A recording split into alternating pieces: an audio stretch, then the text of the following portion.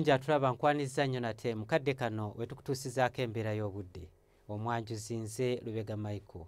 Enkuba etandise okutonnya mu bitundu by'eggwanga ebiwerako era we ziweredde essaawa 3 ez'enkya ya leero.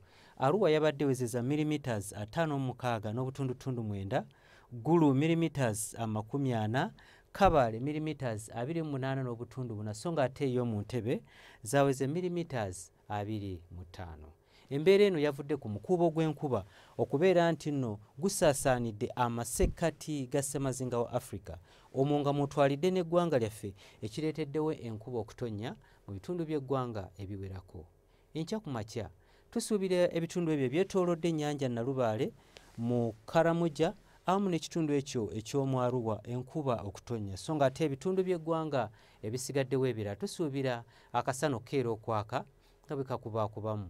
Wabula embeera eno tugisuubira okukyuka era olw'eggulu tusuubira enkuba okutonnya mu bitundu by'eggwanga ebiwerako okuggyako mu Lira gye tusuubira nti nno akasana kajja kwememula.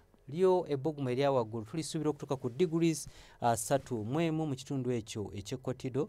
Mu Kampala tusuubira ebbugumu okutuuka ku degrees 27 so nga ate yo mu nsozi ez'e Kabaale ebbugumu erya waggulu tulisuubira okutuuka ku degrees 24. Bwe tweyongerayo mu bibuga ebimu ebiri ebusukkansalo w'eggwanga lyaffe mu Nairobi tusuubira akasana okwememula, ate mu Johannesburg tusuubirayo enkuba okutonnya, ate olwo yo mu New York tusuubira ebbugumu okubeerera ddala wansi nga lijja kutuukira ddala ku degrees 12. Ebyo bye tusobodde okujjira mu kitongole ky'eggwanga ekivunaanyizibwa ku mbeera z'obudde. Nze Lubega Micheal.